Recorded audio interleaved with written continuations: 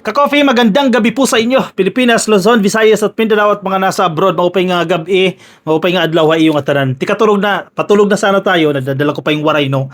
Kasi katatapos lang yung podcast, no? Anyway, si Sara Duterte magnanakaw, di ba? At yung kanyang mga kapatid, yung kanyang mga angkan, halos ganun din eh. Mana-mana na lang din yan eh. Ganoon din yung mga supporters niya. Hindi lang pala si Sara, pati yung mga supporters niya. Nakakagulat yung mga revelasyon. Kasi nakakagulat yung revelasyon dito na Executive Secretary Ralph Recto. Hindi madaldal yan si Ralph Recto. Hindi yan kiss intel. Tahimik yan, pero pag napuno yan, magsasalita yan. Itong supporter ni Sara Duterte na si Liviste, si Congressman Leandro Saltik Liviste, parang Sara Saltik Duterte, magkatunog eh. Pareha na pareho, oo. Tinangkang manuhol ng 1 bilyong piso. Napakayaman pala talaga nito, oo. Ni Liviste, oh. Paano? Pinamihasa ito ni Digong eh. No. Babasahin ko sa inyo itong mga statement na nilabas po ni Executive Secretary Ralph Recto. Medyo mahaba-haba ito. Pero juicy, ka-coffee, no? Very juicy itong statement na to. At kung anong tingin natin kay Sara, kung gaano kadumi ang tingin natin kay Sara, ganyan din kadumi itong Liviste na to ng Batangas. Sige. Basahin natin. Pahayag na Executive Secretary Ralph Recto kaugnay sa umano'y mga aligasyon sa kanya ni Batangas 1st District Representative Leandro Liviste. Titigil na si Leandro dito sa statement na to. Si Loren Legarda mismo na nanay niya, minura ni Liviste. Confirmed. Hindi ito chismis, hindi ito gawa-gawa. Confirmed. Minura niya. Ang sabi niya, shut the F. Grabe yung tindi. Anyway, sabi ni Ralph Recto, sa daming pagsubok na kinakaharap ng ating bansa, ayaw ko sanang patulan ang mga kasinungalingan ng isang kulang sa pansin. Galit na to dito si Recto. Kulang sa pansin, kulang sa pag-iisip, at kulang sa pagmamahal. Parang si Sara din yung dinidescribe dito eh. But you can only fight a natural born liar with truth. Tama. Kung sinungaling yan, labanan mo yan sa pamamagitan ng pagsasabi ng katotohanan. At sa walang humpay at walang basihang paninirang puri, may hangganan din ang pagtitimpi. Ganyan yung galit ni Ralph Recto dito. Sa unang pagtatagpo pa lang namin, ito nakakapit na kayo sa revelasyon na ito may handa siyang 400 million pesos. Grabe ang first meeting. May nakaredy na 400 million pesos at mariin niya akong pinakiusapan na suhulan ang kanyang kalaban sa politika upang umatras ito sa kampanya. Wow! Ang laki, 400 million pesos. Saan yan galing? Sa solar projects? Na binigyan siya ng prangkisa ni Digong. Naku po, ang tindi, 400 million. Pero hindi pa yan kapit pa kayo Tinanggihan ko ito, sabi ni Ralph Recto. Noong sumunod na linggo, hindi pa siya nakontento. Gahaman talaga to, May saltik talaga. Wala sa tamang pag-iisip itong Leandro Liviste. Hindi tayo psychologist, hindi tayo psychiatrist na magsasabi na, may saltik ka. Pero sa ipinapakita niya, wala sa tamang pag-iisip o wala sa tamang hulog itong si Liviste. Noong sumunod na linggo, hindi pa siya nakontento. Inalok niya kami ng 1 billion. 1 billion para sa pag-urong ni Governor V upang siya ang humalili. Umiiyak ang nanay niya habang ginagawa niya ito. Grabe, ramdam na ramdam mo yun no? Kasi magkaibigan si Ralph Recto at itong si Loren Legarda. Susuhulan ni Liviste, bilyonaryo Multi-billionaire, baka trillionaire pa nga yan 1 billion, umatras ka lang Governor Vilma Santos. Ganyan kahayok sa kapangyarihan itong bata na ito. Ganyan kasabik sa kapangyarihan na yung mismong nanay niya hindi na siya makontrol, mismong nanay niya minura niya. Tindi, di ba? Muli, tinanggihan ko ito, sabi ni Ralph Recto. Nakaka-insulto, nakakagalit.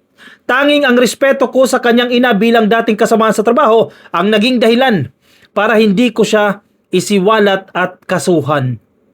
Mabait pa rin sa'yo. Nag-uot ka, di ba? Kay Recto. Babanggitin dito sa sulat na to. Alam ng nanay niya na hindi ko nagustuhan ang usapang ito, kaya't humingi ng tawad sa akin. In fairness, mukhang matino itong si Loren Legarda kumpara sa anak niya, di ba? Sa kanyang baluktot na pag-iisip, lahat ng mga bagay ay for sale. tao, dangal at posisyon. Tao, dangal at posisyon. Mayaman ako eh. Bilyonaryo ako. Tao, kaya kitang bilhin. Pero hindi naman lahat nabibili niya. Selector din niya nabili in that case. Posisyon, gusto ko maging congressman, tatakbo ko.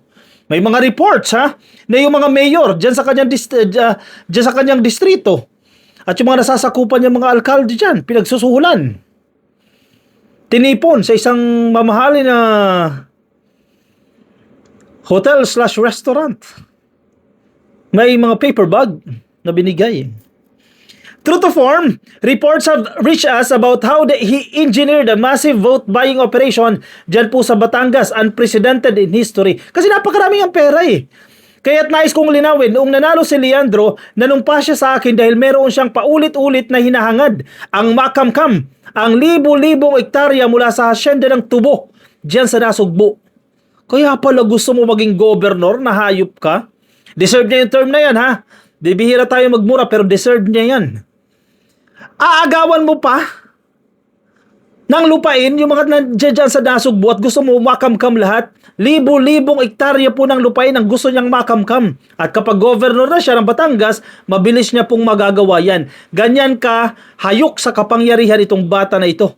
Wala akong kakayahang pagbigyan ng isang maituturing na agaw lupa. Correct! Tinanggihan ko ulit ito. Sabi ni Ralph Recto ha. Hindi ko siya pinatawag sa mga pulong. Siya at kampo niya ang parating nangungulit na magkaharap kami. Expected natin yan. Napakakulit. Yung hinablot niya yung file kay sino yun? Yung namatay na Yusek just sa Department of Public Works and Highways. Si Cabral. Si Yusek Cabral. Totoo yan. Ganyan ang ugali niya. Basta gusto ko. Walang control. Kaya niya ginawa ito ay para malunod ang kanyang 24 billion pesos na utang na resulta ng kanyang ghost solar projects, ang kanyang pinakamalaking budol sa pamahalaan at sambayan ng Pilipino. Yung mga nagsasabing mayaman naman talaga si Libiste, pero di ba binigyan ka ng prangkisa ng gobyerno dyan sa solar projects mo, hindi mo finulfill yung commitment mo. Kaya tayo nagkukulang sa supply ng kuryente dahil palpak ka eh. Binigay sa iyo yung prangkisa, sana sa iba na lang binigay yan. Sana na-fulfill pa nila yung kanilang commitment. Magbayad ka ngayon, dami mong pera, mahilig ka manuhol eh.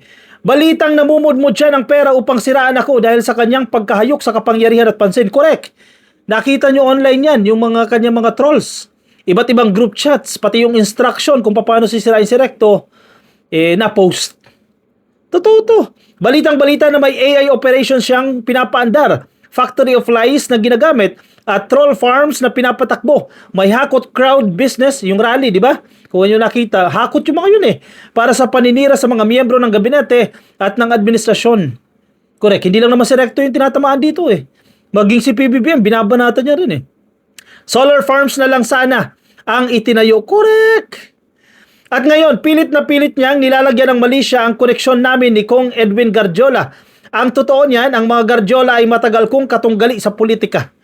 Naglaban kami sa maraming eleksyon at nagkasama ko lang siya noong 2022 bilang respeto sa isang kapo Batanggenyo na congressman. Tapos ang daming malicious meaning ang ginagawa dito ni Liviste, no? Wala akong ghost projects, wala akong flood control projects at lahat ng proyekto ko sa Batangas bilang mambabatas ay may resibo at dama ng tao na hindi nagawa ni Liviste yan. Manang-mana talaga kay Sara to eh, no? Sa tulong ng mga district congressmen, halos na ipasemento ang mga kalsada sa buong Batangas at nakapagtayo ng libo-libong silid-aralan. Ito ang resulta ng tahimik na gawa, hindi tulad ng baguhang puro ngawa na isang dipa ng National Highway ay wala pang naipapasemento. Correct! Magpakita ka muna ng resibo. Magpakita ka muna ng accomplishments bago ka kumuda ng kumuda. Leandro Liviste. Wala ka pa napapatunayan tapos gusto mo na agad maging governor ka ng Batangas. Agawin kay Ate V, kay Governor V, yung posisyon. Saltik ka. Anong proof? Anong ebidensya? O mga patunay man lang na meron kang accomplishments, may mga nagawa ka dyan? Wala. Ang sabi ng nabasa kong inspirational quote sa social media, never trust a man who disrespects his mother. Sa Tagalog po, wag mong pagkakatiwalaan ang isang lalaki o isang tao na binabastos ang kanyang nanay. Agree? This is a bitter brat, prone to tantrums, even bad-mouthing the woman who gave birth to him in front of many people. Kaya pala natatandaan nyo yung issue noon? na hindi magkasundo si Lauren Legarda at ang kanyang anak. Kasi kung ganito ba naman yung ugali ng anak mo, may saltik, talaga di kayo magkakasundo dyan. Sa 30 taon ko sa serbisyo, ngayon lang ako nakaharap ng isang taong ganito. Mas ganid, mas tuso, manlalansin. Ano to? Manlalansin. Anong ibig sabihin ng manlalansin? Di ko alam yan, no? At kayang isang tabi ang katotohanan para lamang sa pansariling kapakanan. He is a deranged and dangerous person who will even skin his loved ones and use their skin to drumbeat his empty achievements to feed his narcissism. Ang tindi, narcissist pala ito eh. He is a leading national inventor of lies and in a desperate move to escape accountability is resorting to lies to divert the issue from his misdeeds. Gumagawa ng mga issue para ilihis ang kanyang mga kalukuhan. May mga mahalagang hamon na nangangailangan ng ating buong atensyon at aksyon. If he will not stop telling lies about me, it is tempting for me to start telling the truth about him. Dahil maraming pagsubok tayong hinaharap, hindi dapat pag-aksayahan ng isang barker sa circus na kung kailangan ay kakain ng bubog para mapansin siya. Uy, ganyan kakadesperado Liviste, oh. The way ka ilarawan dito na Executive Secretary Ralph Recto, ikaw na ang pinakamasamang tao sa mundo. At deserve mo yan. We should be wary of Ay, grabe, intindi nito ha. Kapit kayo ha. We should be wary of psychotic slideshows. Psychotic sideshows that divert us from real issues at hand. Nililihis niya lang yung mga pinaggagawa niya dahil may problema sa pag-iisip, eh, no? Balik na tayo sa trabaho. Sa Batangas kasi may kasabihan, huwag pansinin ang asong ulul na kahul ng kahul. Biruin mo. Worst word yan. Yan din ang pinakaayaw ko na salita. Yung ULOL, yung ulul. Yan ang pinakaayaw kong salita. Pinakamasamang salita din yan. Alam ko yung mga nagbabasa ng Biblia, no? Yan din ang isa sa pinakamasamang salita. Ginamit na Ralph Recto para i-describe itong si Liviste. Ipinapahayag ko ito bilang Ralph Recto, isang Batanggenyo, May 5, 2026. Ganyang kasama itong ugali nitong Leandro Liviste. Manang-mana sa mga Duterte. Ginagaya si Sara, iniidolo si Sara. Wala pa nga napapatunayan yan. Sa Batangas wala nagagawa yan. Even dyan sa House of Representatives. Wala pa nga nagagawa yan. Wala pang napatunayan yan. Ngayon, o sige, ang hamon ko sa iyo, isama mo na yung ibang mga Duterte na mga mambabatas. Leandro Liviste, sama mo na si Miao Miao. At yung ibang mga Duterte, sila Pulong Duterte, mga congressman. Magkakaroon ng interpellation. Magkakaroon ng debate dyan sa plenaryo patungkol sa impeachment case ni Sara Duterte. Ipakita ninyo ang galing ninyo. Hindi yung puro ingay lang kayo sa social media. Makipagdebate kayo. Pagkakataon nyo yan, ipagtanggol si Sara Duterte sa kanyang impeachment. O, Pulong, mayroon pa mga Duterte, mga mababatas dyan. O, Miao Miao, o sige, lahat na kayo dyan. Magpakita kayo. Humarap kayo sa plenaryo. Kailangan kayo ng mga dilis, ipagtanggol nyo si Sara. Huwag kayong umatras sa debate. Hindi lang kayo puro online. Makisali kayo sa interpellation. Mag-raise kayo ng concerns. Karapatan nyo yan. Ipagtanggol nyo yung dapat yung ipatagtanggal. Makiribat kayo. Magbato kayo ng mga argumento, yung mga valid na arguments para ipagtanggol si Sara Duterte. Gawin nyo yan. Hindi puro online, puro ngaw-ngaw, puro press con, puro parali kayo. Liviste, sabihan mo yung mga kasama mo dyan. Saltik ka. O siya, sige. Ako magpapaalam muna sa inyo. Maraming salamat po sa mga sumama sa atin. I-komento ang inyong opinion, reaction dyan sa comment section na sa Facebook. Please like and follow YouTube, subscribe, TikTok, subscribe. I'll see you in my next video. Bye-bye.